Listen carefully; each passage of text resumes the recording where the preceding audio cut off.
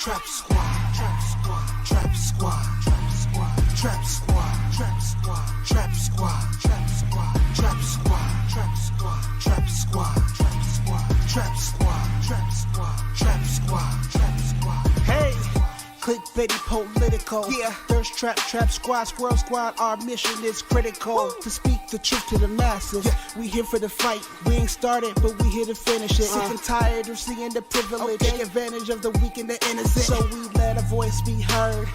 Every single weeknight. Unapologetic. Yeah. Black people, despite this white supremacist system that we live through on a daily, we still throwing up those acorns cause we represent clickbaity. Yeah. Trap squad, trap squad, trap squad, let me hear ya. Trap squad, trap squad, throw those squirrels up if you with it. Trap squad, trap squad, yeah I see you, yeah I see you. Trap squad, trap squad, trap squad, thirst trap, trap squad, trap squad, trap squad, let me hear ya. Trap squad, trap squad, throw those squirrels up if you with it. Trap squad, trap squad, yeah I see you, yeah I see you. Trap squad, trap squad, trap squad, thirst trap. Thirst trap, thirst trap, thirst trap, thirst. Yo, welcome to another episode of Clickbaity Political ThirstTrap. You are now rocking with the best, all the way live from Tallahassee, Florida, Baltimore, and other parts I'll see. It's two kings and one queen tonight. But right now, I'm one half of your host of Clickbaity Political ThirstTrap, Marcus Farrell, coming to you from an interesting day today. And I'm now rocking with my brother, who I was concerned with and thought I wasn't going to see, and thought that he was going to hold it. Somebody was going to keep him down, keep the brother man down. But can't nobody fuck with white chocolate like that. The chocolate angel, the beautiful angel teddy bear, Mondale Robinson. How you doing, bro? What's up, Marcus, baby? You good? Yeah, I'm good now that I see you, man. Like seeing you actually is giving me life right now. So, man, yeah, I'm happy that you decided to join us. And also, she has her own show, Burn It Down with Kim Brown. She has had me on as a guest. She is a consistent guest of Clickbaity Political ThirstTrap. We are honored to welcome the Queen Bee herself, Kim Brown. What's happening, sis? How you doing? I'm good, Marcus. Hello, Mondale. Thank you guys for having me on again. I really appreciate it, as always. My people on my show today, when I told them I was going to be on Clickbaity tonight, there was a lot of excitement in the comments. I've been getting requests like, when is the next time you're going on Clickbaity? So we here to get the people what they want. So thank you guys. Yeah, absolutely. No, and I'm very happy to have you rocking with the team today. Listen, there's a lot of stuff going on, but before we go too far, I hope everybody's weekend was good. I know we passed one day and we're on our second day. Right now, I'm in Tallahassee, Florida, at my hometown, so I'm at a little hotel, not in the A. And if you know where I stay, I got cameras in front of my shit. So come in front of my shit if you want to. I see your face. My ring's up. But shout out to Florida A&M University. I got a chance to kick it at my school today. Mondale, we didn't hear from you yesterday, man. How was your weekend, bro? Treacherous, man. I'm under the weather, and that's me being polite with what's going on with me. So, I'm here, bro. And Kim, how was your weekend? How's life been since we've seen you last, sister? Well, I mean, it was a big full moon this weekend. So if everybody was having some interesting shit happening with them, it was probably a celestial reason because of it. I hope everyone got a chance to look at the supermoon. It was the first supermoon of the year. It was gorgeous, but it sounds like it kicked off some drama, probably with a lot of folks. But no, my weekend, I'm still very much afraid of COVID. So I limit my outdoor goings until I'm eligible for the vaccine. So this weekend was a bunch of spring cleaning. That's it. Trying to get my space ready, for the new season forthcoming. That's right. That's right. Well, I mean, listen, it was a big old moon, the super moon. I saw it. It has Amber Rose going on. It was thick. That moon. But that moon was something serious, man. Had me grabbing up my quartz and all my stones to make sure that the energy was The energy was right. We're gonna get started real quick because I want to get directly into it, because the quicker we get started, the quicker we can get some problematic stuff. From the New Yorker magazine, inside the Koch-backed effort to block the largest election reform bill in half of a century, folks, the Koch brothers, the Koch brother, because it used to be Koch brothers, but one of them went to the place where he was supposed to go a long time ago, hanging out with Hitler and other things like that. So one half of the devious duo, the Koch brothers, in public, the Republicans have denounced Democrats' ambitious electoral reform effort for the People's Act, aka the John Lewis Act, HR1, as an unpopular partisan ploy. In a contentious Senate hearing last week, Senator Ted Cruz of Texas slammed the proposal, which aims to expand voting rights and curb the influence of money in politics, as a brazen and shameless power grab by the Democrats. But behind closed doors, Republicans speak differently about the legislation, which is also known as HR1, Senate Bill 1. They admit the lesser known provisions in the bill that limit campaign spending are overwhelmingly popular across the political spectrum.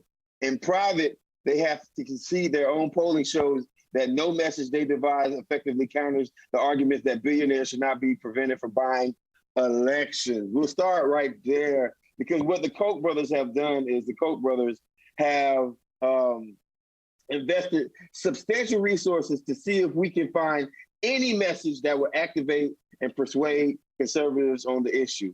He related that an AOC message we tested, one claiming that the bill might help Congresswoman Alexandria Ocasio-Cortez achieve her goal of holding people in the Trump administration accountable by identifying big donors, helped somewhat with conservatives, but McKenzie admitted that the link was tenuous, since what she means by this is unclear, and sadly, not even attaching the phrase cancel culture to the bill by portraying it as silencing conservative voices has worked. It's really been ranked down at the bottom, McKenzie said. That's what's definitely a little concerning from us. So what's going on right here is, say again? Oh yeah, let's play the clip. Some of the messages, again, that really surprisingly were at the bottom were, if HR1 passes, it could lead to more political violence. That wasn't persuasive. I think people thought maybe that was overblown, even though that is a concern that, that we have. And then also that, the surface message without a lot of context that HR1 silences the opposition was not helpful either. And then perhaps most sadly on the don'ts column here, the last number 5, and this is a major reason we undertook this research, was just to simply test whether the phrase cancel culture could be attached to HR1, and using that to motivate the right would be helpful. Unfortunately, at least in our max diff exercise where we had messages against other messages, this concept of cancel culture didn't really resonate with people. So our phrase was something very akin to HR1 is the left's attempt to use cancel culture to cancel conservatives, something like that. And it really ranked in the bottom, obviously for the general public, but even for conservatives as well. And so that was definitely a little concerning to us. These guys think that if you cancel money out of politics, hold on, Marcus. So basically, they can't not cancel themselves. Either way, they're on their way out. Basically, well, regardless of what you say about it, they're on their way out. I mean, the fact that they tried to test this language of cancel culture versus this language of what the bill does, like they're shocked that even conservative voters don't have no issue with canceling fucking billionaires, right? like conservative voters are totally fine. Yes, cancel the fucking billionaires, no issue with that. Yeah, it's a shame that I think it's a misnomer that people believe for some reason Donald Trump racism allowed people to miss the fact that he's super rich and he came from one of these elite families. But these people are they're misguided in believing that poor people give a fuck about them. They don't. So what they found out was when you remove Republican names and you try to use this messaging, it does not work, which means it's not a populist movement. It's racism at what was, inspiring people to support Trump. I don't care what they call it. It's no hillbilly elegy. It's just racism, period. Beyond that, if we are honest, and we should be, the fact that the Koch brothers can still garner, or one of them, or their Koch brother images. Yeah. If the fact that they can still get an audience with the minority leader in the Senate, that's Mitch McConnell, and be on a phone call in an era where they knew they had to know this shit was going to be leaked, and having this conversation shows to you how Mitch McConnell does not give a fuck about anything except for money. Period. This is beyond. This can't happen in the real world. You got dark money talking about what's wrong with limiting dark money in politics because it takes away influence from super rich people. Well, and that's something that I found person. interesting in that New York Times piece, because the piece actually went on to talk about that, like how Mitch McConnell, one of his primary roles in the Republican Party is to serve as one of the top fundraisers. And for the language in this bill, if it were to pass, I guess, it seems like the Senate Republicans at least are going to try their best to block this regardless. That ridiculous thing that Ted Cruz said, that it was a power grab by Democrats. It's like, in what way, sir? But the language also goes on to reveal or make less transparent who these donors are. And that is something that is tremendously important to Republicans, which I find really interesting. It's like, well, if you guys feel as if y'all are correct or on the right side of these issues, then why do these billionaires don't want their names next to these checks? You understand? Like, if y'all are convinced that y'all are in the right, that this is a movement for freedom, as Grover Norquist was quoted as saying in that New York Times piece, then say it with your chest, put your whole name out there, put your name next to your money. But the fact is that they know that all the shit that they support, all the policies they lobby for and against on Capitol Hill ultimately harms their base, because it harms all working people, period, including Republican voters. And that's not something that they're ready to own up to. So the language of this bill scares them a lot. But what I don't like about conservative voters sometimes, and liberal voters do the same, is that really it's the Spider-Man meme. Like, dark money is fueling both of these sides. That's something that people are really loath to admit. Even our favorite progressive president, y'all boy, Joe Biden is funded by all kinds of credit card companies, banks, big banks. Who else is behind Joe Biden? Probably big pharma. The dark money is prevalent in politics. So I'm not sure if this is going to pass, regardless if it does not have the conservative support that is seeking in the Senate. Here's what I think. I think that a couple things. I think that Republicans have gaslit themselves into believing that their own base supports billionaires and not racism. Listen, the Republican Party would do better to just say Black people can vote more if HR 1 passes, and that right there will garnish the support that they need from their own party. The Republican Party is a racist party. Once you try to separate capitalism from racism, then all you are is the Democratic Party. Right? So stop that, Republicans. Y'all know what y'all base is. The base is you hate Black people voting, you hate people of color voting, and that's what these bills are about. But you can't say that. So you're trying to figure out the best way to Southern strategy this whole thing, right? Like, how can we say welfare queens without saying welfare queens? How can we say the hard ER without saying the hard ER? But the hard ER are the ones that are about to vote. But you can't divorce yourself because they're trying to divorce capitalism from their racism, and they can't. They just fundamentally can't, right? So if they figured out how to message that, right, and it's pretty much they should just go ahead and tell the truth. They should just say, "Yeah, we don't want Black people to vote. That's what we're doing right here. We don't want Black people to vote, and because they are voting, we need to get the Koch brother." By the way, if you ever close your eyes and forget the two white men that are the evil empire, but close your eyes and think to yourself, if somebody said the Koch brothers, who is that? You think of the dopest rap group or the biggest drug lords on the planet, right? Yeah, because hey, we're the Koch brothers. That would be a tight rap name for real. For like the newest rap duo, we'd be the Koch brothers and spell it the same way. Fuck it. or some sick dentists who want to make a lot of money off bad teeth. Hey, listen, but they're doing a lot. They're doing a lot to obstruct our right to vote here in this country. And again, my state representative, Park Cannon, was arrested 2 days ago. And today, the cop who arrested her came out with his first message. And I don't know if we have that article, but yep, there you go. We can pull that article up. Do we have a video on that, Dwayne or Tunde? Okay, so the Georgia lawmakers. Hold on, Marcus. Hold on. Before let's not leave HR 1 right quick, because I think it's important that people know that the reason that Park was arrested, or the connection between Park being arrested and also HR 1, is the cure for what's going on in Georgia and 42 other states is passing HR 1.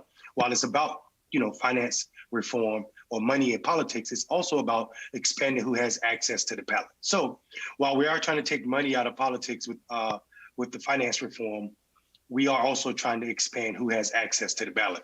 So if we had a uniform way of people voting in this country, which is what the John Lewis Act would do, then we wouldn't have states being able to do what the fuck Georgia and 42 other states are doing with the 235 bills we've seen proposed since this new legislatures have been in cycle. So I think it's important to note that, especially since, it's important to note, one, that there are several lawsuits in Georgia that are suing what just happened in this bill that just passed.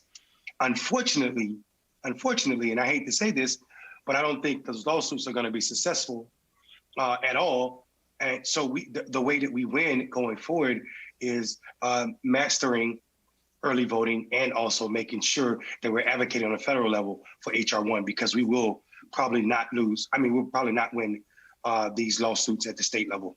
Well, Mondale, let me ask you a question as the attorney of the crew, because like I actually was wondering about, because I saw the ACLU filed suit in the state of Georgia based on this law. So, all right, going back to the recount in Georgia, right? So the Secretary of State who was overseeing the recount got on television numerous times to state vociferously, that's like my new word, it's just to state over and over again that the election was secure. Like there was no fraud in the state of Georgia. They did, the original election was fine. The recount was fine. Like there was no irregularities. Isn't that grounds for this suit to at least be possibly, at least taken seriously, or even possible for them to win?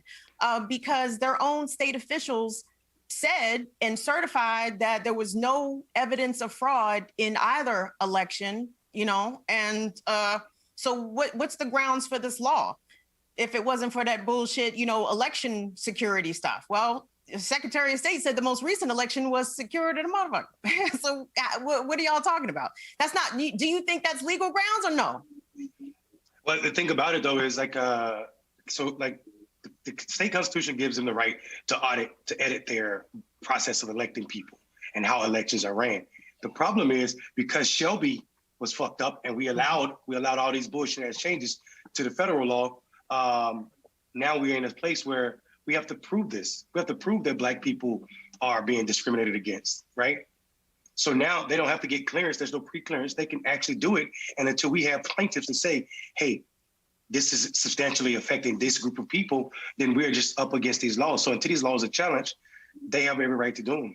And I think that's what people are forgetting. Not the right. I mean, I'm not questioning that, because I know, I remember when Shelby County did, but I'm talking about in terms of evidence, like that the plaintiffs can use against the state of Georgia but about the validity of this law. Yeah, but what's your standing? If you've not been discriminated against, if you've not been discriminated against, then you can't say you're Right. So there's no standing. I mean, I don't know what I don't know what grounds the ACLU filed suit. I just saw that they filed suit. Yeah, ACLU, a couple other organizations. I think they're the third group to file. The first group I think was Black Voters Matter, along with NGP and RISE. I think filed their first lawsuit, and another organization or another couple organizations, and I think the NAACP was the second organization, and then the ACLU. But the problem is, no one has been discriminated against by this new law, and until we've challenged this law, which is why local elections and what people call off years are so important, because people are about to go to the polls in Georgia, and we need to be able to challenge these new laws. People need to be getting arrested for giving water and food out. I mean, think about it. Georgia's constitution does not define in line. So if there's no definition of voting in line, how do you tell me I'm breaking the law of giving people water and food if you not define what a line is in Georgia constitution? So I think until we challenge these laws, or until we have plaintiffs that can challenge them, they're just going to run free and rampant. I have a different thought process on this one right here, and that is because the last time Georgia went through their whole slew of lawsuits, and it was well, first I was there for it, and secondly, I have a different theory about what's going to happen, and that is Black people will be resilient. Black people are going to be resilient no matter what kind of law did they throw after us? And I mean Black organizers, and I mean Black voters. When they purged 400,000, we came right back and registered 600,000. What these Republicans don't understand is, yes, they're throwing a big old log in the middle of the road, but it ain't like we can't climb over it. Ain't like we can't collectively chop it up and move it out the way. And I think that between the organizations, and I also think between the voters in the state that know what Republicans are up to, right? And know what's up against them. Black folks are resilient. I think we're going to win. I think we're going to win this. And I think that if they say that we can't give out water, we'll fly some drones and drop water out, or we'll get arrested anyway. And like that, we're just resilient people, right? And I'm not finished yet. And I just believe that I believe we're resilient people. And I also believe that considering the amount of effort, like the Republicans forget that every single time they go live, every single time they do something like this, they get a certain amount of publicity that they didn't even realize that motivates people who wouldn't normally even pay attention, right? And what I saw was the last go around when they purged 400,000 people. One thing that I noticed was it was a lot more people not waiting to be registered, but asking to be registered and trying to figure out what they had to do so they could retain their ability to vote. So I think that's a different premise. I don't want to speak for Kim, but I wasn't saying anything about the resilience of Black people. I'm talking about the strength of that law, and it's gonna. I said they. I wasn't disagreeing with you, Mondale. I was just saying. I was just adding on that this is what I think is going to happen, brother. Yeah, I mean, but I think though, even though Black people are resilient, and we will, like you said, Marcus, climb over that log. Think about how much further we could have been if instead of we were replacing 400,000, if we would have added an additional 600,000. So I think it's that extra shit. Listen, right? That don't matter. That don't make it not oppressive. So I think it's still important that we remember that it's still an oppressive law, and we still have an obligation to call it out and work towards it, because it's that extra shift idea. Like, yeah, we could do it. It's the John Henry shit. It's the reason Black men die younger than anybody else in this world. It's the same thing. I mean, yes, we could be successful. Yes, we can make it. However, it's going to cost you a fucking shorter life. So I mean, it's our duty to persevere. Absolutely, I'm with you on that. It's also our duty to remind people that this shit is not healthy, and it's an extra shift on the Black life, the Black lives that are fighting for it. That's all I'm saying. I agree, y'all. Right. So I mean, the crackers have jumped all the way out in terms of what's happening in Georgia with that law, and to have that Representative Park Cannon arrested in that way was disgraceful. And, you know, I interviewed recently the Kentucky State Representative Attica Scott, who was also arrested last summer as part of the protest for justice for Breonna Taylor. And they tried to charge her with 2 felonies. They tried to say that she was breaking up and trying to cause malicious destruction of property at the public library that's in her damn district. I mean, it was preposterous. I mean, and thankfully that the charges were dropped. But like Mondale said, I mean, just our fight just to be citizens in this country is always double and triple of that of what our white brethren and sistren endure in this nation. That's why we have all these extra health problems. But the fact that we're just constantly fighting for the basic shit. Can we fucking vote normal, like regular people, like every other red-blooded American? No, it's always hoops, hurdles, and a whole lot of obstruction.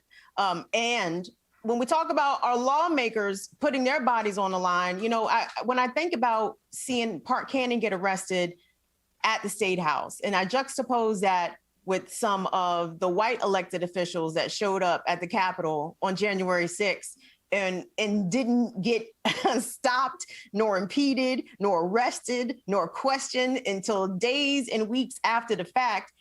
And I don't think even all of them got put out of their respective state houses, if I'm not mistaken. So just the level of like privilege and the way that like Black people, even Black women legislators, and just Black folks in general fight for the principles that this country just refuses to outright give us, that we are owed, versus how like comparable white legislators who want to undermine our so-called democracy are treated with kid gloves. I mean, I get tired of fighting for America. Don't y'all get tired of fighting for America? Like, don't y'all get tired of fighting for somebody that's never gonna fight for you? Like, why are we constantly like butting our heads up against this system? Like, acknowledge us, like treat us like humans, like respect us. And the system repeatedly keeps telling us, no, niggas, go back to the back of the bus.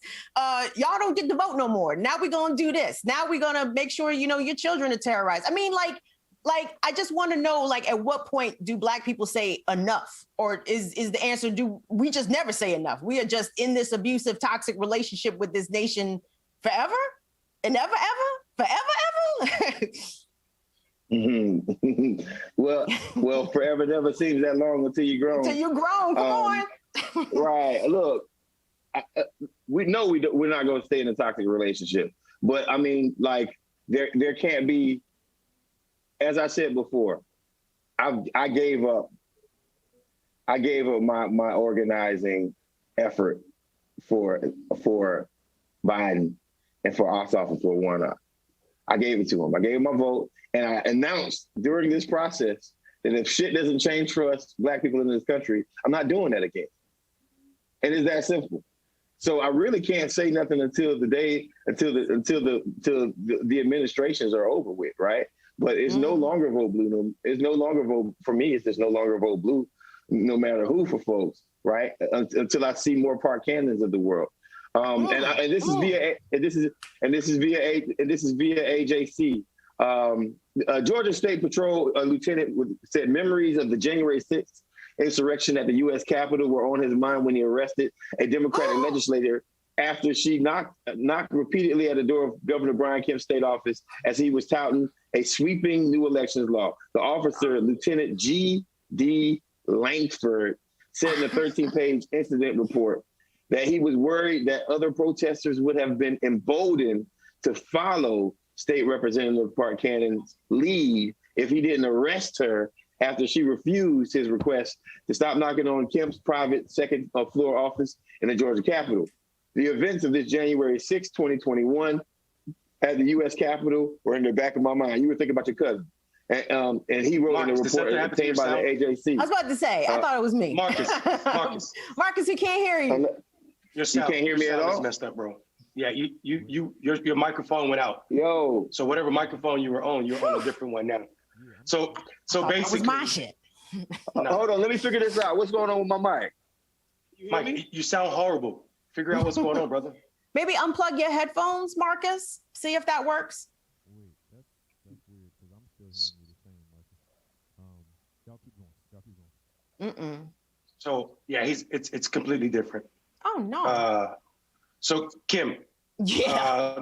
go ahead, sis. What Marcus? It sounded like what Marcus was reading was basically black women, not black women that are elected officials remind this white man of black women that are elected officials remind this white man of a white terrorist. Listen, politely knocking as opposed to the motherfuckers ramming the chair through the window. Oh, I'm fine. or beating cops with American flags. Somehow this cop equated all of that. He saw January 6th in this black woman politely knocking. She wasn't even banging on the door, Mondale. She was niggity knock, knock, knock. Mind you, she's an elected official in that house. Like she's there right now working.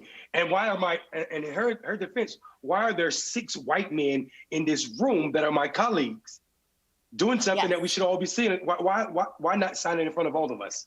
That's Open the door. Well, the most important thing, the most important thing that Marcus, the people can hear me fine. The people, hey, listen, would you tell them?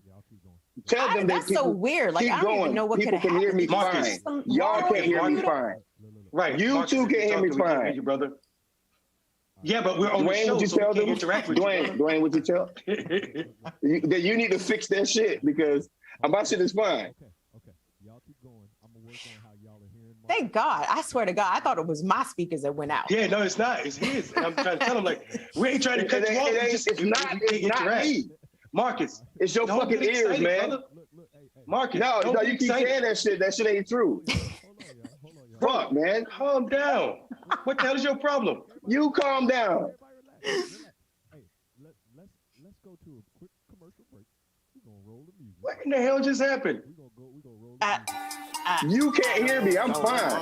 Hey, man. Hey, Dwayne, tell this. Trap squad, trap squad, trap squad, trap squad, trap squad, trap squad, trap squad, trap squad, trap squad, trap squad, trap squad, trap squad, trap squad, trap squad. Hey, Clickbaity Political, yeah, Thirst Trap, Trap Squad, Squirrel Squad. Our mission is critical to speak the truth to the masses. Yeah. We here for the fight. We ain't started, but we here to finish it. Sick and tired of seeing the privilege, take advantage of the weak and the innocent. So we let a voice be heard every single weeknight.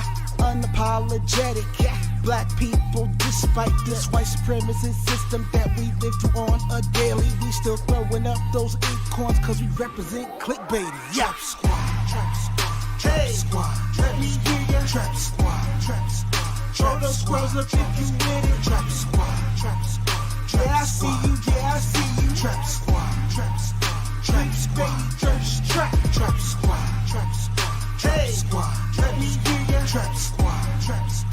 Throw those squirrels up if you with it. Trap squad, trap squad. Yeah, I see you, yeah, I see you. Trap squad, trap squad.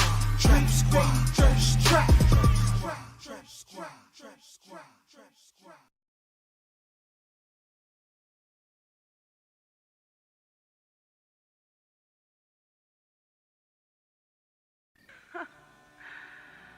To fools who laugh at death. Do you know what horrors lie beyond that wall? No. Then you go first.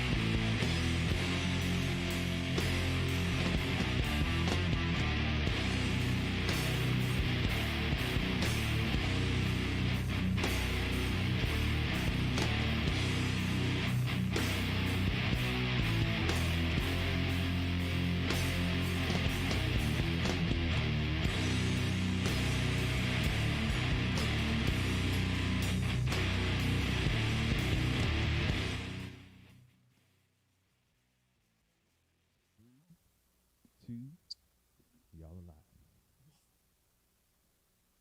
Hi, y'all. Hey, we're back. Our bad. We're back. Our bad. I was yelling at Kim and Mondale like a psychopath just a couple of seconds ago. Talk about the crowd can hear me fine. The crowd can hear me fine, and Mondale's over there like looking at me like, why are you getting so mad? I'm like, because y'all can't hear me. It was just a hot clusterfuck for a second. But we're back. Sorry about that. Sorry about that. But Marcus, that shit sounded funny though for a second. To me, I'm sorry, probably not to everybody else. And I was watching the trap room, and I was listening to the producers in my ear. They're like, "No, you're perfectly fine." So I was just like, "What are y'all talking about?" It's all good, man. We are back at it. Since we didn't do this, Kim Brown, please tell these folks where they can find you at and what you got going on. Well, first of all, a lot of people have already found me from my previous appearance on Clickbaity. So thank you very much to Mondale and Marcus for that. I appreciate it. But no, I have a show. It's called Burning Down with Kim Brown. I have my own YouTube channel at your convenience. Please go on over there and subscribe to that, y'all. We talk a lot of shit. We talk a lot of issues like that affect regular people. So today's show was about student loan debt forgiveness. And we had a wonderful person from the Debt Collective come on to talk about how easy it would be for Joe Biden to cancel everybody's student loan debt 100% with the stroke of a pen. And the new Senate resolution that Schumer and Warren put up, you know, they want people to call Biden and put pressure on the White House to go ahead and cancel that $50K for folks. So, you know, my show is fun. I like to do Burn It Down with Kim Brown. Like I said, we talk about a variety of different issues. On occasion, we do smoke weed when we do not have company. I don't like to make my guests feel uncomfortable, although I would imagine that if they're coming on my show, they probably already get down. But yes. But thank you guys. Thank y'all. A lot of people found me via Clickbaity, and they tell me that all the time. And they've been asking, right. Like I said, the folks have been asking, when you going back on Clickbaity? When you going back on Clickbaity? So here we go. We right here. They like us. They like us a lot. Mondale? Yes, they do. Where can they find you at? And what you got going on? Mondale Robinson everywhere. Everywhere. Cool. You got another book thing going on? We got some more homework for people, man? Not yet. We got to finish the first book. We just did one chapter. So the Patreon is going to be another book. I'm a little under the weather, and your episode right now. Put Marcus on the screen with me, please, and Kim too. Your little light skin just went crazy. You had a whole Wody Bobo moment. What? No, I didn't. Light skin? Listen, Marcus? Listen. Mondale, we're gonna talk through this. What happens is you tend to be talking at me and get a little bossy with how you be talking to me sometimes because we so used to each other, right? And as soon as you start doing that, it triggers me. And you're a boss, right? I'm a boss too. Right. So we working through this right now, right? So whenever you go there, I automatically go here, and then it's like you're like no, and I'm like yeah, and then you got these producers in our ear who are like egging it on, like he said something about your mama. He said something about your mama. Go ahead. So Kim. Yes. You were experiencing the same media outbreak that I was having just a few seconds ago. Was I being bossy to your light skinned twin over there? Twin? Marcus, I know you could be some kin to me. Yeah, I think so. I think y'all got the same Creole. Y'all go to the same Creole cookout in New Orleans. You know what I mean? No, sadly, some of my family had DNA done, and we are not Creole. We are just uncomfortable levels of whiteness is in my DNA, and I was not pleased to learn that information. But I wish we was Creole. We are not, though. We are just regular crackers. Sorry. Yeah. No disrespect to our white friends, because they know I'm just playing. Yeah. But I mean, I got 15%. Lord, I don't even want to know my percentage. One of my parents' siblings, two of my parents' siblings tested 51% European. I said, good God, like how? I mean, just the levels of disappointment, like, oh, for God's sake. Like, that's why I probably want to move to Africa. Like, please get me close to all the blackness. America has diluted me way too much. But to answer your question, Mondale, no, you were not being bossy to Marcus. We were having a grand miscommunication. We thought, because Mondale and I could hear each other fine. It was Marcus that was coming in like this. And we thought that the issue was, I thought the issue was my speakers. I thought my speakers had blown because all of a sudden Marcus was normal level and then his level dropped way, way down. So I did not think you were being bossy to Marcus. I just thought that, that's what happens when we can't hear each other, right? Literally and figuratively. It was all Dwayne's fault. He tried to set y'all up. He caused all this ruckus. All blame goes to him. It's been a while. Mondale, I'm sorry that I blew up your beautiful media space. Will you forgive me, my beautiful chocolate brother? Will you forgive me? I'm just gonna listen. On the basketball court, I'm gonna punish your ass. Pause. And also in the verses, I'm gonna punish you. And I'm gonna look at you at the end of it, and I'm gonna say blouses, bitches. Kim, Shorty Doo-Wop think he's about to beat me at some basketball. Y'all still out here hooping. Right. At y'all big ages. Right. Y'all gonna be looking like Patrick Ewing at the end of the game. Both knees iced the fuck up. just ice. Hey Kim, my knees are already hurting thinking about that bullshit. So. Right, y'all talk about me about to hoop it up. Okay. Oh, okay. Listen, I'm gonna have a heart attack and die before Mondale beats me on that court. I'm telling you. I'm gonna die on the court that day. Right? Blouses. So, unfortunately, yeah. You better be doing CPR after I call game off the backboard. You better call CPR. No, listen, I wanted to bring up one thing about the last story that I didn't get a chance to say, and that's this: there weren't no black women at the January 6th riots. Not one. Not that I saw. There was not one black woman that was at the January 6th insurrection that took place at the Capitol. Even Candace Owens, struggle edges having ass, wasn't there, right? Like there was nobody there that was a black woman. So for that officer to say that he was getting triggered or reminded that, of the January 6th experience, that's a lie in itself, because there was no black. That was a black woman knocking on a door, not a white man with a gun trying to break the glass of the Capitol to change the results of an election, right? So Marcus, yeah, I'm your sorry. vantage point is wrong. No, well, hold on. Can I say this real quick? Because what happened at Park Cannon was really a microcosm of what's going to happen to Black people and marginalized communities as a result of the January 6th insurrection. So that was just like a nice, perfect small example.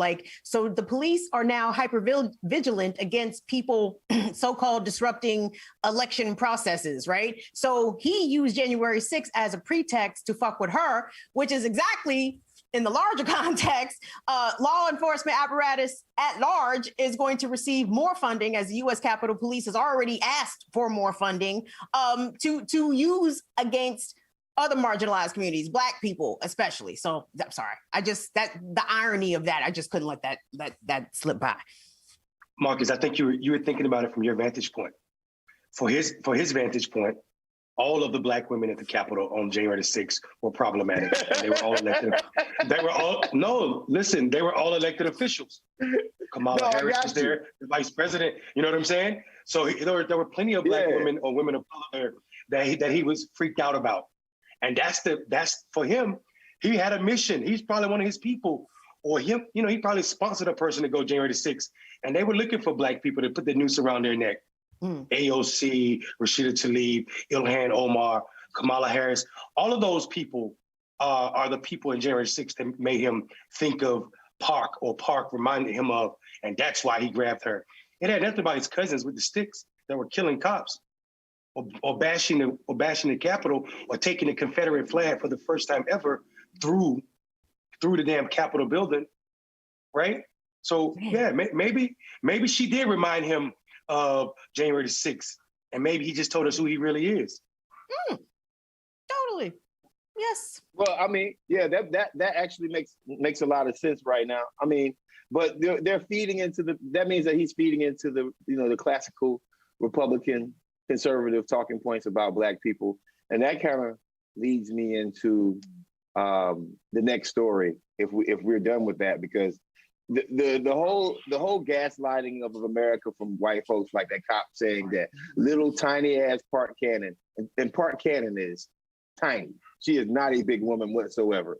And little Park Cannon had him scared of a whole ass insurrection at the Georgia Capitol with three Black women and a cell phone. We were going to go in there and and destroy the whole Georgia Capitol, right? That's what was going to happen. But it feeds into that bestiality, that beast narrative, that we are wildlings narrative, that we are welfare queens narrative, and that brings me into the Derek Chauvin trial for the murder of, and I'll say the murder of George Floyd. There's nothing else to be said about it. And it's what's funny about, before I read a little bit about this story, I watched it. Did y'all watch some of the trial today? Because I watched some of the trial, and the statements that witnesses were making, especially the most potent statement to me today, didn't come from the MMA fighter, but it came from the EMT.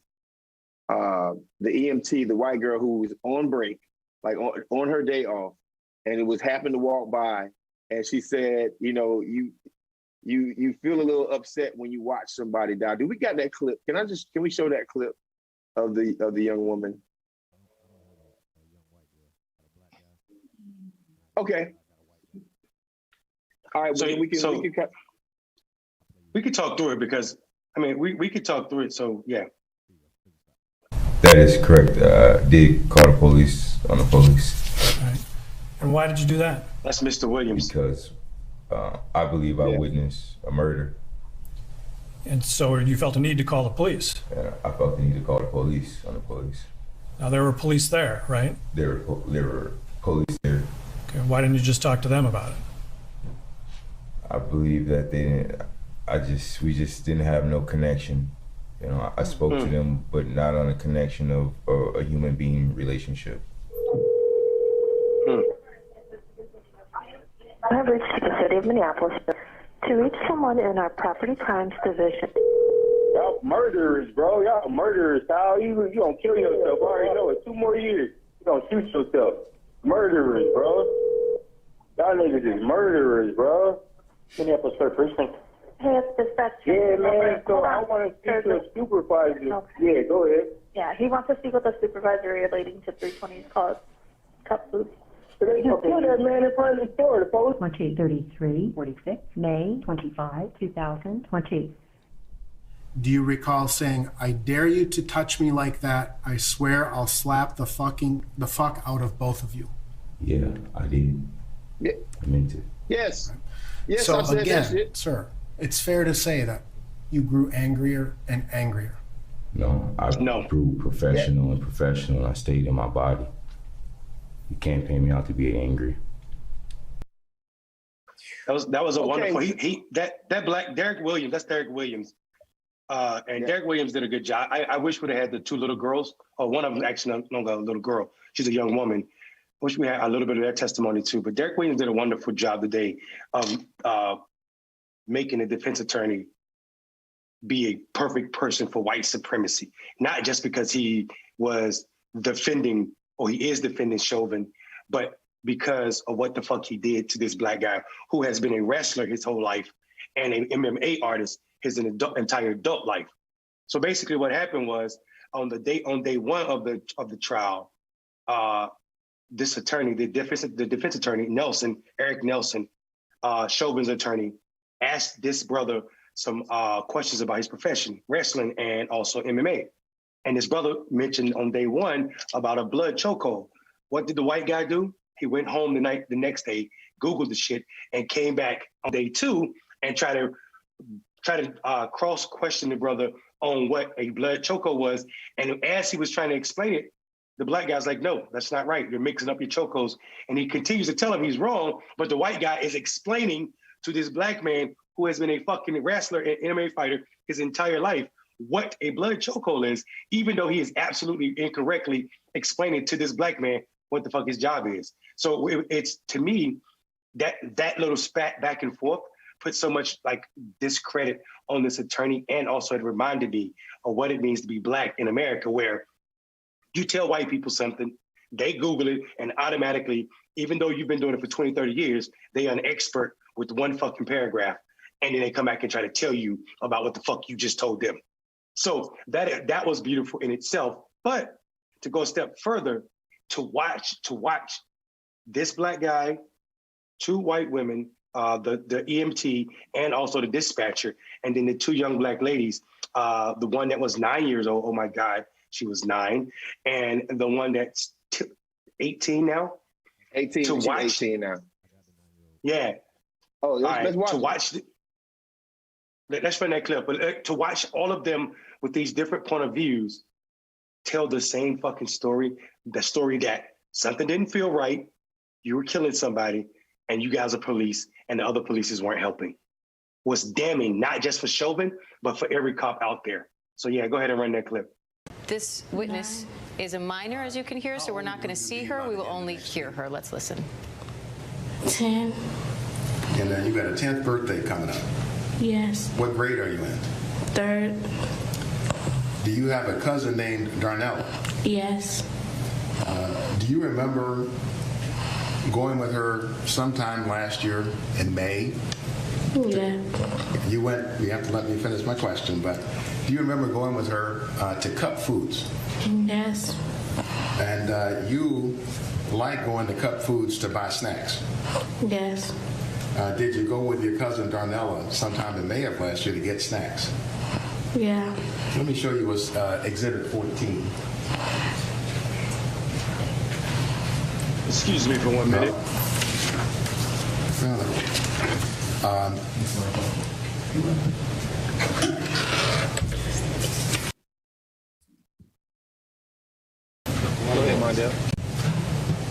No, that's what he said in the trial. That's what he said at that point.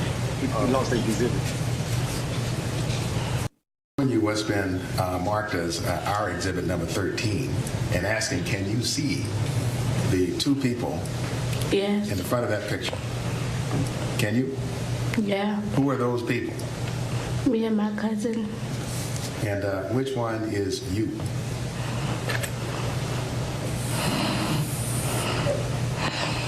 All right.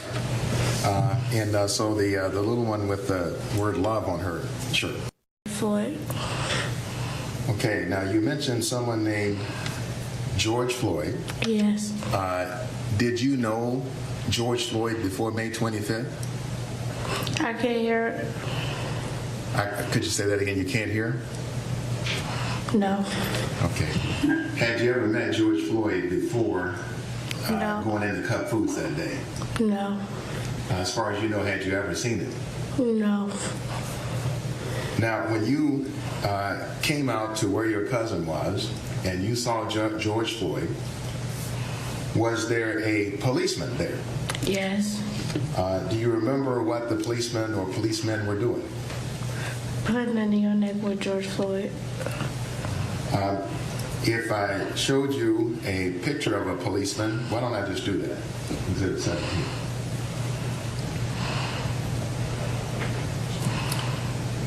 Let me ask you if you recognize the policeman in what's marked as Exhibit 17. Do you recognize this man?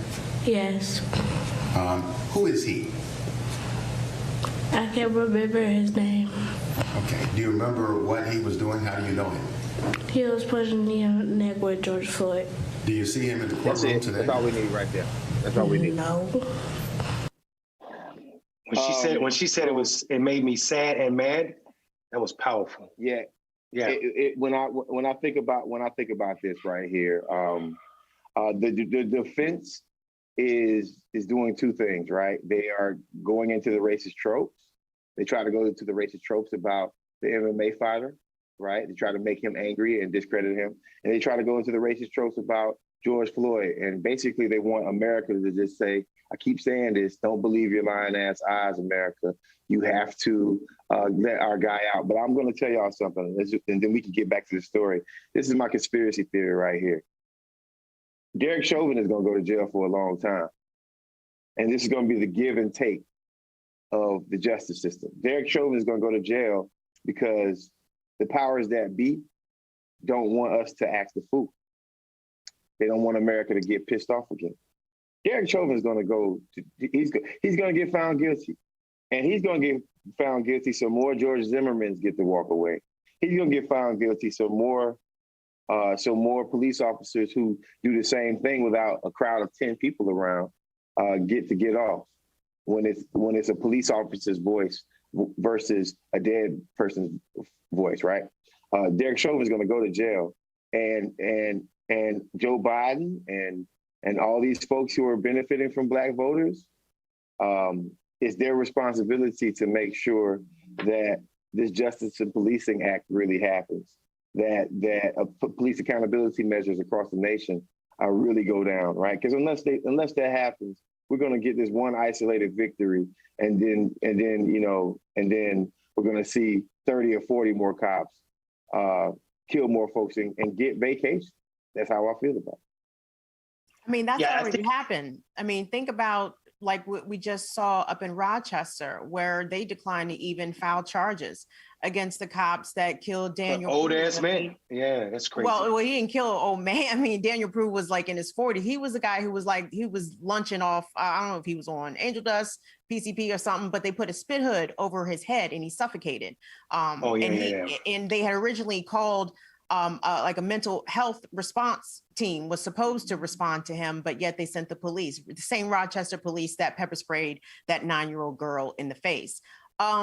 What we just heard from that child and from that MMA fighter, it really is really bothering me because I feel as though these witnesses to this murder are supposed to not somehow be emotional about that. And I applaud the young man, the MMA fighter, for keeping his composure on the stand. And the lawyer, I guess, was trying to draw a line between how he was when he called the police on the police the day that they killed George Floyd. And it's like, I'm sorry, he's not supposed to be angry that he's witnessing someone getting murdered on the street in broad daylight right in front of him. He has every right to be angry about that. And to try to goad him into losing his composure, of course, that was some racist bullshit.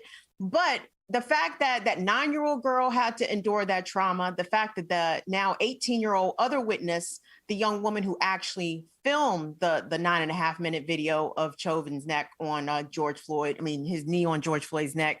I mean, we are constantly subjected to trauma. Like the police state and the law enforcement apparatus like has no problems whatsoever inflicting trauma on our children, on our elders, and on us.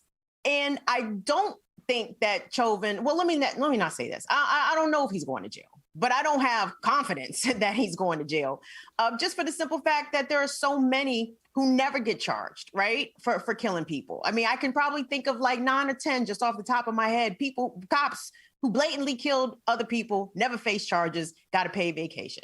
And I don't see what makes Derek Chauvin really any different from that, or from the person or the cop that killed Tamir Rice, or what happened with Philando Castile. That cop got acquitted. Like we have seen these people walk.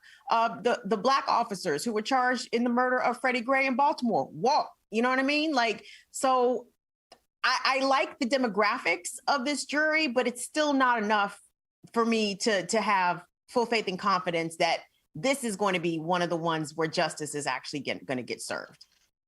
I think the difference, I think Kim, I think you make that's a good point. I mean, shit, 1991 happened, right? Rodney King happened, and all those cops just walked. So I do believe, the reason I think the difference in this case though is the number of, this is why it was so powerful. First of all, the star witness is that video, 9 minutes and 26 seconds, which we found out about this week. Everybody thought it was 8 minutes and 46 seconds, but it actually was almost a whole another minute that he was trying to suffocate this brother, and eventually did suffocate him. But also the other eyewitnesses in this case, so many people telling their point of views. You have a dispatcher that's watching the video, and she calls a sergeant, like, something's not right about this. Like, and the only defense they have is, now they went from it being drugs in his system to, well, the crowd made the cops afraid. So he killed them because of the crowd. I'm like, none of it's making sense. So I think the difference is there's no defense to this, and there's so many eyewitnesses telling their stories, their point of views. And I think what happened is this ink blot test is gonna fuck up the defense, where you've never seen so many people look at the ink blot and tell the same story so consistently without being rehearsed. And you can see the frustration in their stories. That's what was so wonderful when the 18-year-old started cracking up, the one who filmed the video, and said, every night she finds herself, or not every night, some nights she found herself sitting up at night, apologizing to George Floyd for not saving his life, not physically stepping in. And then she tried to say, and her voice cracked, she said, but it wasn't my job to save his life. It was the cop. And she points at Chauvin, who's sitting in the courtroom. No one in that courtroom, no jury in that courtroom can't unhear the trauma that she lives with forever, and the lost sleep at the account of what this cop did. Not a crowd. The same is true for this 9-year-old who said, later in her trial, she was like, it made her sad and mad when she watched him die. And then she said the ambulance pulled up. And they had to force this officer off this man's neck. And she watched him. Like, they asked him, she said they asked politely 2 or 3 times and he wouldn't move. So they had to forcibly move him off of this man's neck. I think he's going to prison. And I think Marcus, there's some truth to the idea that maybe, they'll say, oh, well, Chauvin went to prison forever, for 100 years. Cops will be killing people of color and saying, well, Chauvin went to prison back in 2021. Mondale, if I may, man, very good points from everybody. If I may, if you want to stop police reform of any type from happening, if you want to slow the momentum of police reform happening, you throw Derek Chauvin in jail. It's that simple. Because if you let him go, you're going to see another uprising, but this one is going to be much bigger because we are looking at, people who we see something on camera, know it's true, have the best witnesses in the history of witnesses, all corroborate the same story about how this man murdered someone, and then he gets off. That means that there's going to be a bigger uprising. And if it's a bigger uprising, after COVID is on its way out, and then all of a sudden you got Negroes and white people across the country flooding the streets again, right? Calling for some kind of action. That means that the Biden administration is going to have to do something. They can't they're going to tear gas everybody, just like Trump did. Yeah. They're going to have to tear gas everybody, like the previous president. What I'm saying is they're going to have to create some kind of policy. And that's something that no one wants to actually see happen, right? So you got to put Chauvin in jail so you can slow the curve of reforming police departments across the nation. Tunde, you have that clip. Show this clip. I do want to get the clip in of this EMT. Okay, yeah. So I mean, that's my little Hotep theory, but but hold on, Marcus. How do you reform police? I know we got a pair of good Democrats right here. Let me interrogate y'all real quick. What does police reform? Yes. What does the police reform look like? I use the language police reform, but sister, I want to abolish them, honestly. And I know that I know that America works in, especially the Democratic Party, they just work in moderation. You got to take one thing step at a time with these folks, even though I like immediate action. Like I'll be very realistic about how the process works, right? Careful with them words, good Democrats, because the niggas don't like us. Oh, y'all bad Democrats. Y'all bad Democrats. Yeah, no, they don't like us like that, man. We got y'all bad Democrats. No, well, first, Kim, we black men. We also, last thing, Mondale, we also black men. Come on, the Democratic Party, really? Black men, Democratic Party? What you mean, Obama? Obama? That's their black man. That's their guy. That's what I'm saying. That's what I'm saying. Obama, favorite Negro of all time from the Democratic Party. I'm sorry. Hey, let's run it. Yeah, so right now, this is a clip that I want to show of the EMT. I think she just had one of the most powerful, because she was a medical professional. Mm-hmm. She is a medical professional, and she was right there when all of this was going down, offering her up her services, and the response to her was unbelievable. Let's run this clip. When you first approached, you said you identified yourself as a firefighter. Correct. To whom did you identify yourself? To Officer Tao, controlling the scene. I spoke loudly enough that I would think that the other three officers would have been able to hear me throughout the event. We know you weren't, well, let me ask you this way. How did Officer Tao respond? He said something along the lines of, if you really are a Minneapolis firefighter, you would know better than to get involved. What did you think of that? First, I was worried that he wasn't going to believe me and not let me help. And I also, that's not right. I mean, that's exactly what I should have done. There was no medical assistance on scene, and I got there and I could have given medical assistance. That's exactly what I should have done. So based on your training and experience and what you had seen, you feel bad about it. What did you want to do for this person on the ground? Had they let me into the scene, I already had decided what his level of consciousness was, so I would have requested additional help. I would have wanted someone to call 911 for the paramedics and fire to come. I would have asked someone to run to the gas station and look for an AED. And I would have checked his airway. I would have been worried about a spinal cord injury because he had so much weight on his neck. I would have opened his airway to check if there were any obstructions. And I would have checked for a pulse. And when I didn't find a pulse, if that was the case, I would have started compressions. And I didn't have my bed bag, so I would have continued compressions. We don't give mouth to mouth anymore. So I would have continued compressions at a rate of 100 a minute until help arrived. And by compressions, what do you mean? I would have put my hands, stacked my hands and pressed his chest. Chest compressions. Chest compressions, yep. Correct, yeah. And what's the point of doing chest compressions? Pumping the blood for somebody that's not doing that themselves, trying to get a pulse back. And were you able to do that, any of those steps? No, sir.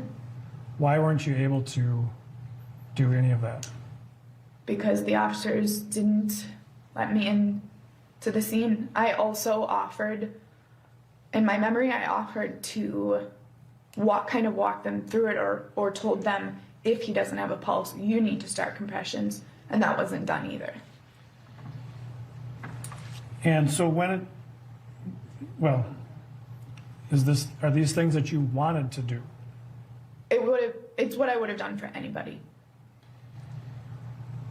When you couldn't do that, how did that make you feel? Totally distressed. Were you frustrated? Yes.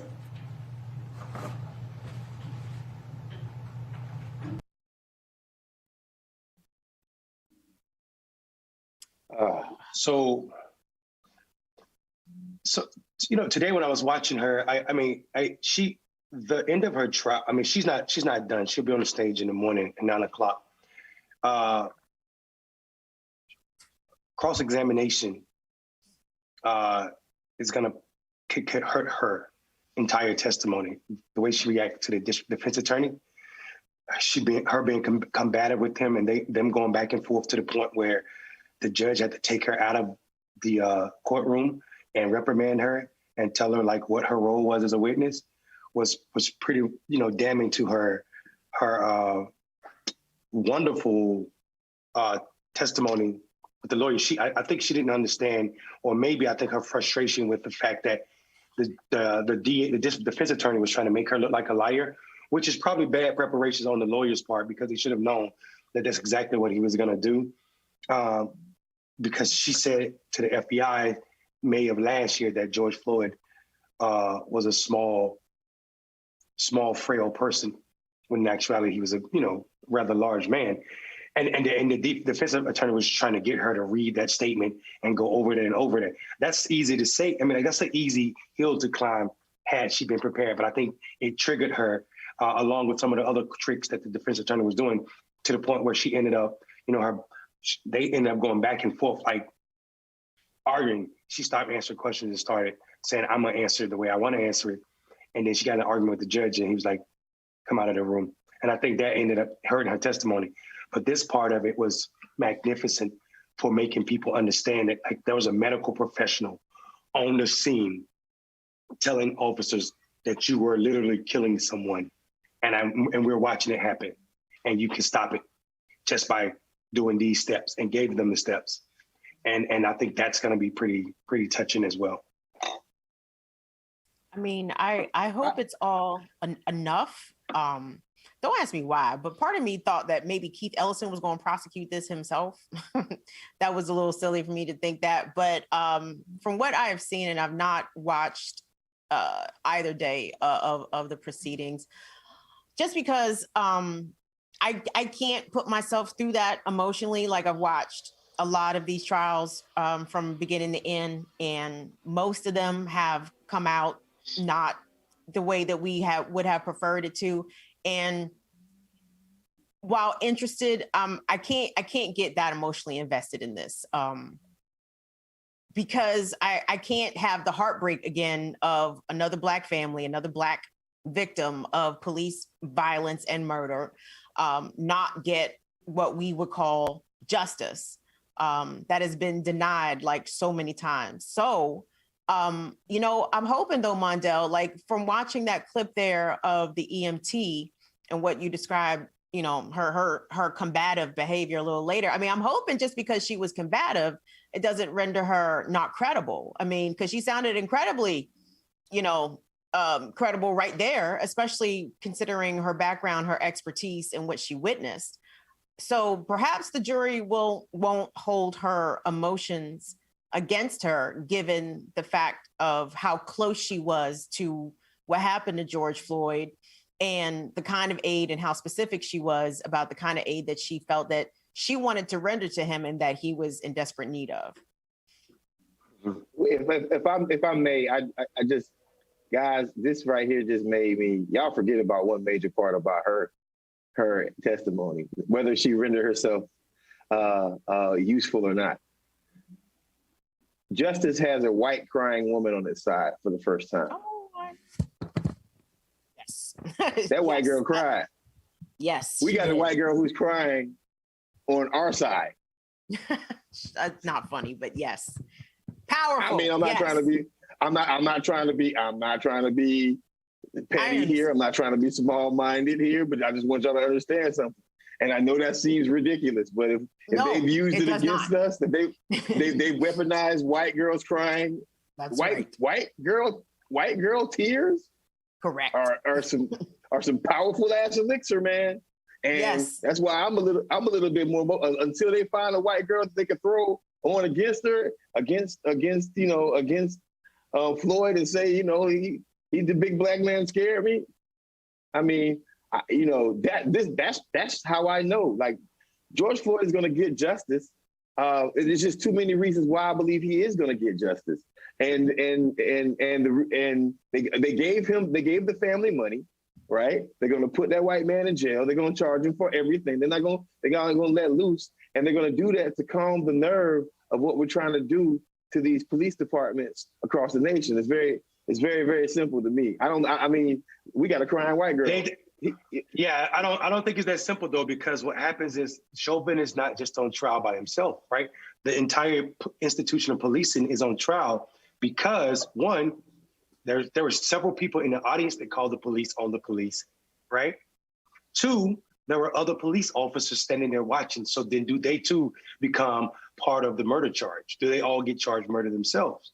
So I think this is an indictment of America's institution of policing. So when the defense attorney said Chauvin was just doing as he was trained, that's a damning critique of how we police. Who trains police in this country to put their knee on a blood vessel to stop blood from flowing of a victim that's already handcuffed, and there's two other officers on the rest of his body? Who's training officers do this? Oh, matter of fact, we need to invest everybody's training. We need to investigate everybody's training to see which officers are doing this, which forces are doing this, and then we need to see how many times they've done it, because it's not only inhumane, it's attempted murder. Unless it's just murder. In this case, it was murder. So policing itself is on trial right now. So that's what I'm excited about. Yes, the Floyd family needs justice, and they've defined justice as every family victim has the right to. And their definition of justice is not the $27 million they received, but it's actually a conviction in this case. A conviction in this case is their definition of justice. So, but for the rest of us who belongs to this fucked up love affair, Black people in America, we have a right. Love affair. It requires consent. I did not consent to no parts of this. Affair means two consenting people. I did not consent to no parts of me being Black in America. Well, I'm sorry. Well, I think the love affair part is, or the abusive relationship is that there are parts of America that I love. And that's just me being honest, right? And I also know that this motherfucker tries to kill me daily. So it is like an abusive relationship for me. And I think what happens is, how do we go forward? And by we, I'm talking about these good Democrats that Kim referred to earlier. How do we press the gas after this conviction? How do we press the gas and make sure that reform is not the norm, but it's the small thing, like abolishing certain aspects of policing should become part of the conversation after this trial.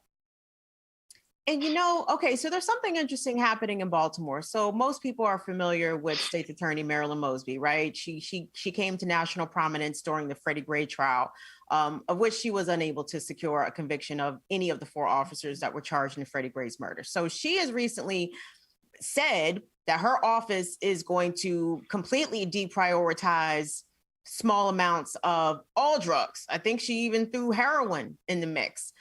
Right. Problem is, she said this a long time ago regarding marijuana, and yet her office is still very much prosecuting people on marijuana, where marijuana is decriminalized in the state of Maryland. So let me emphasize on that too. But the problem is, I mean, when you talk about these Democrats, man, these Democrats are so beholden to the institution of police, from the local, your local state's attorney, up to your mayor, up to your governor, all the way up to Joe Biden.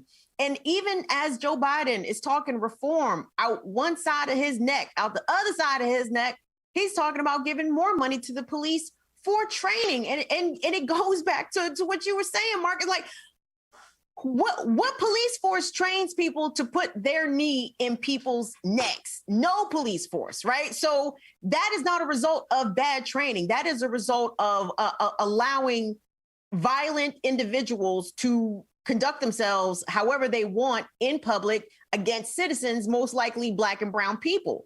So you can't train for that. Like, you can't tell a motherfucker that you don't be a piece of shit. Like, you can't train that out of somebody. That is in them.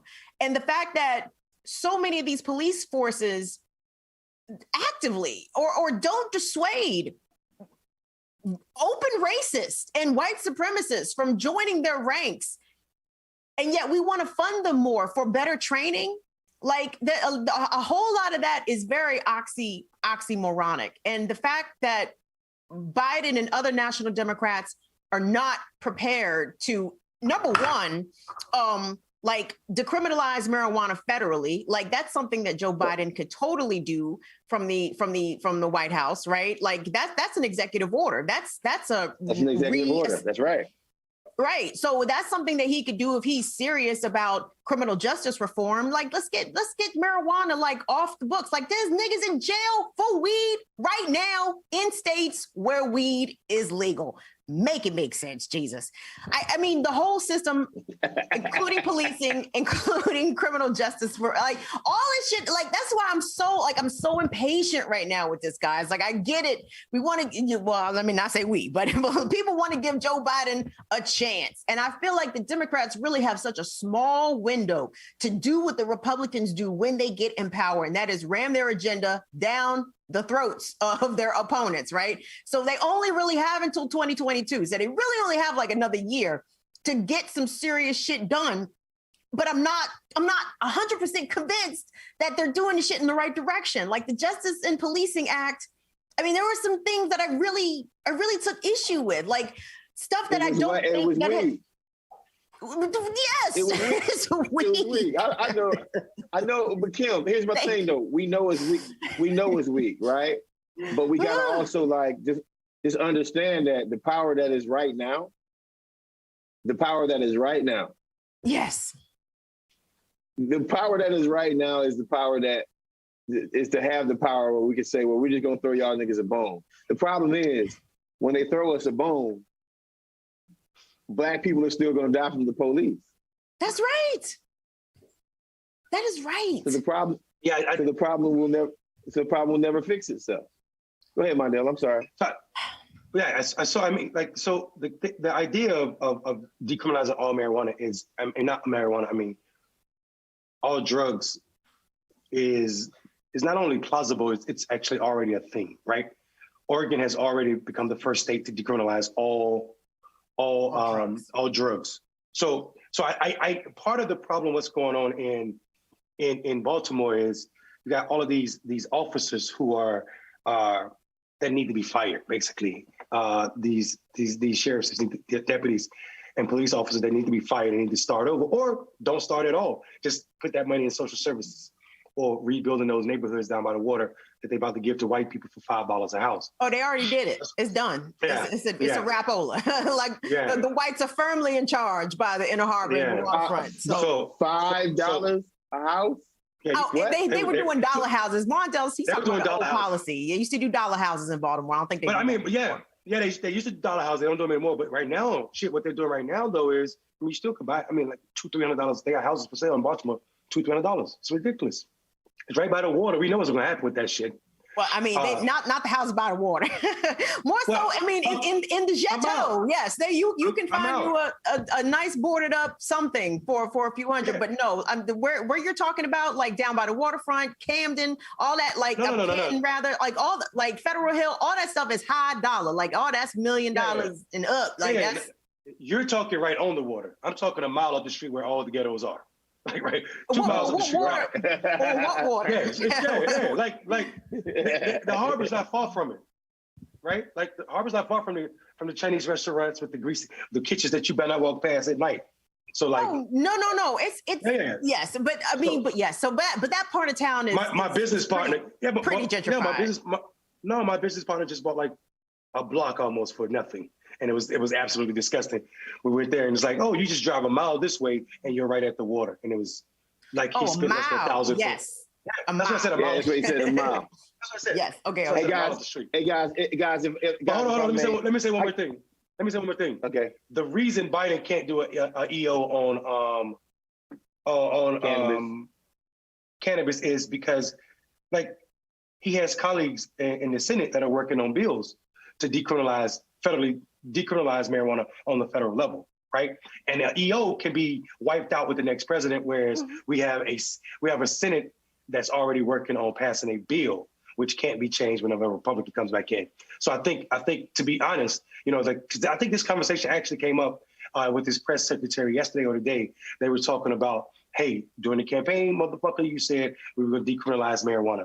And they said the Senate is working on a bill and Biden still plans on signing the bill once he reaches his desk. So decriminalization of marijuana as a bill, as a law, is way better than the EO. I agree, and I don't disagree with that, Marcus. The problem is, Mondale, but on the specific issue of marijuana, Joe Biden has already proved himself to be a big old liar. Like, didn't he tell his staff that, oh, no big deal. If y'all smoke weed in your past, y'all can still come work at the Biden administration. Psych, you bunch of hippies, you bunch of weed smoking, you bunch of stoners. Get the fuck out of here and pack your shit. You fired. And I mean, he just told a big lie. A big ass. Meanwhile, Kamala Harris admitted on the campaign trail that she talked up all the time. So, you know, what, you gonna fire your vice president? I got some news for y'all. We have to do this. No, Biden didn't. We have to do this. We have to. I didn't say she did. I said, what, are you gonna fire the vice president too? Right? No, because I'm saying he didn't fire anybody. I know. I'm just saying. Right. So listen, this is an important story because we got to get to it while Kim's here. We got to get to it before this night's out. We got to talk about this one. Matt Gaetz is said to face Justice Department inquiry over sex with an underage girl. Oh, that's very on brand. On brand. It's always them. Representative Matt Gaetz, a Republican from Florida, a close ally of former President Donald J. Trump, is being investigated by the Justice Department over whether he had a sexual relationship with a 17-year-old and paid for her to travel with him, according to 3 people briefed on the matter. Investigators are examining whether Mr. Gaetz violated federal sex trafficking laws, the people said. A variety of federal statutes make it illegal to induce someone under 18 to travel over state lines to engage in sex in exchange for money or something of value. The Justice Department regularly prosecutes such cases, and offenders often receive severe sentences. It is not now clear how Matt Gaetz met the girl, believed to be 17 at the time of the encounters about 2 years ago, but the investigators are still scrutinizing, according to 2 of the people. Matt Gaetz got on television and had this to say about it. You got that video? Congressman, thanks so much for coming on. Appreciate it. So this is obviously a serious allegation. Tell us what the truth is from your perspective. It is a horrible allegation, and it is a lie. The New York Times is running a story that I have traveled with a 17-year-old woman, and that is verifiably false. People can look at my travel records and see that that is not the case. What is happening is an extortion of me and my family involving a former Department of Justice official. On March 16th, my father got a text message demanding a meeting wherein a person demanded $25 million in exchange for making horrible sex trafficking allegations against me go away. Our family was so troubled by that, we went to the local FBI. And the FBI and the Department of Justice were so concerned about this attempted extortion of a member of Congress that they asked my dad to wear a wire, which he did with the former Department of Justice official. Tonight, I am demanding that the Department of Justice and the FBI release the audio recordings that were made under their supervision and at their direction, which will prove my innocence and that will show that these allegations aren't true. They're merely intended to try to bleed my family out of money. Okay, let me say something real quick before y'all. Squeal, little piggy, squeal. Yeah. So let me tell you what this nasty motherfucker just did twice. And y'all might have missed it. First of all, he lied. The allegations were that you traveled. The allegations were you got her to travel across state lines. That's the allegations, not that you travel her. So fuck your travel records. Did you motherfucking pay her to Did you pay her to come see you? You nasty fucking bastard. The second thing is he's trying to muddy the water.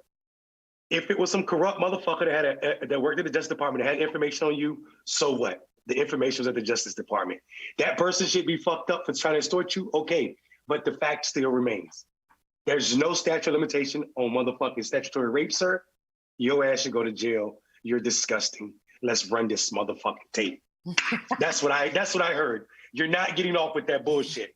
Don't try to muddy the water. I don't give a fuck. They were trying to extort you. Fire that person, lock that person up. Let's investigate this motherfucking situation. Well, You're here's my question. I mean, do Matt Gaetz constituents, do they care about this kind of thing?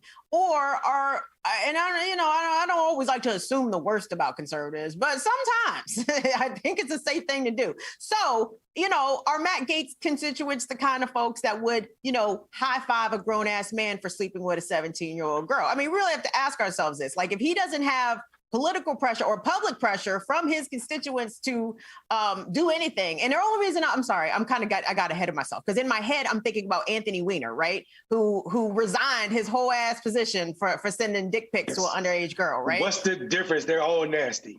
Big difference. I mean, no, correct. Well, there is a big difference between sending dick pics and actually engaging in sex with a 17-year-old. But I mean, both of them should cost you your dick. Correct.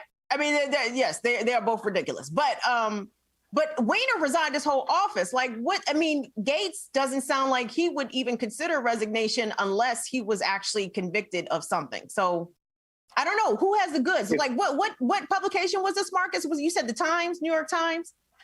Oh, what was this? It was the Times. It was the Times.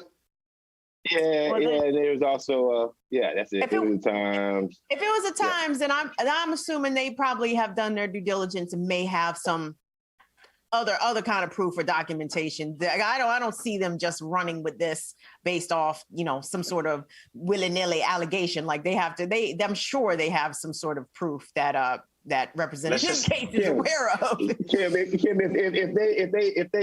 if they actually, like, straight up, if you think that Matt Gaetz is going to resign, he just spent the last 4 years of his life worshiping a guy who grabbed him by the pussy. Like, he worshipped a guy who, like, he's worshipped, like, his idol probably has already called him and be like, listen, man, I travel around with a couple 17-year-olds myself. Don't worry about it. You'll be okay. But that's kind of my point, though. Like, there's no comparable pressure on Republicans and holding elected office to resign from sex allegations the way that Democrats are. I'm not saying it's right or good. I'm just making an observation. So, like, everybody named Mama is calling for Andrew Cuomo to step the fuck down, right? And Cuomo's like, I ain't going nowhere. I'm chilling. And the same thing with Anthony Weiner. Same thing with help me out. Saturday Night Live, Minnesota Senator, what was his name? Al Franken, right? Like, Al Franken, yeah. Bama's doing goofy shit. Like, Democrats be like, no, get your ass up out of here. Like, you are way too problematic for protection right now. But Republican lawmakers don't seem to have those problems. Like, no one's pressuring Matt Gaetz to step down in light of these allegations, right? They're gonna let the shit play out and just see what the fuck happens. But anyway, that's just something I noticed. Yeah, no, thank you for your obvious, and listen, we're running close to the end of this show. So real quick, I got one announcement, but real quick, let's just go around the horn. Where can they find you at? Kim, you coming back tomorrow night, right? Yes, I would love to. Yes. So yes, I'll be back on Clickbaity tomorrow night, much to the delight of the Burn It Down Brigade, who are all tremendous fans of Clickbaity. I feel like people have claimed two gangs, like they are both Trap Squad and Burn It Down, which I feel is very interesting. It's like the subsets of like I'm not gonna call the gangs out by name, but y'all know what I'm talking about. But yes, Tuesdays and Fridays. Yes, come join us over at the Burn It Down with Kim Brown YouTube channel. We appreciate all the support that everybody has been given. So yes, I'd be happy to come back and hang out with y'all tomorrow. Well, Mondale, are you gonna be here tomorrow, or are you gonna feel up to it, or you don't know yet? I am not. I don't know. I don't want to commit to anything. Don't come back tomorrow. Get your head right, bro. Yeah, I'm yeah. You need to get some rest. Hey, if you try to join the Zoom tomorrow, I am not letting you in. Yeah, see, there you go. I literally see. That's probably the smart thing. Hey, the executive producer has literally just told Mondale that he's not allowed to come on the show tomorrow. Now, I am going to say, the last time, what happened last time somebody told Mondale he could come on his own show, though, right? I think it's a different setup. It's a different dance. Seriously. Petty, try to pull the petty out. Try to put the petty on display. And listen, do me a favor, go make sure you follow Burn Down with Kim Brown. Make sure you follow blackmalevotersproject.org and their Twitter page, their Facebook page. Make sure you follow restorativeroots.net. Do me a favor, y'all were this is church time. It's church. Well, my super chat said, man, y'all been slipping today. We brought Kim on. We thought we were gonna get some extra coin from y'all today. Nah, but I ain't seeing all that right now. We still got producers to pay around here. Now I'm just joking. Now, do me a favor, make sure that you watch, like our podcast. Go find you a podcast space that you like to listen to podcasts, and start listening to us, and make sure that you rate us.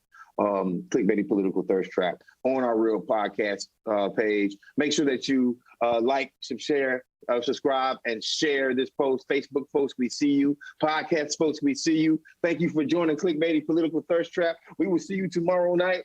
Peace. Oh shit. Trap squad, trap squad, trap squad, trap squad, trap squad, trap squad, trap squad, trap squad, trap squad, trap squad, trap squad, trap squad, trap squad, trap squad, trap squad, trap squad. Hey, Clickbaity Political, yeah. Thirst Trap, Trap Squad, Squirrel Squad. Our mission is critical to speak the truth to the masses. Yeah. We here for the fight. We ain't started, but we here to finish it. Sick and tired of seeing the privilege. Take advantage of the weak and the innocent. So we let our voice be heard. Every single weeknight. Unapologetic. Black people, despite this white supremacist system that we live through on a daily, we still throwing up those acorns cause we represent clickbaity. Yeah. Trap squad, trap squad, trap squad. Let me hear ya. Trap squad, trap squad. Throw those squirrels up if you with it. Trap squad, trap squad. Yeah, I see you, yeah, I see you. Trap squad, trap squad. Clickbaity thirst trap. Trap squad, trap squad. Trap squad. Let me hear ya. Trap squad, trap squad. Throw those squirrels up if you with it. Trap squad, trap squad. Yeah, I see you, yeah, I see you. Trap squad, trap squad. Clickbaity thirst trap. Trap squad, trap squad, trap squad, trap squad.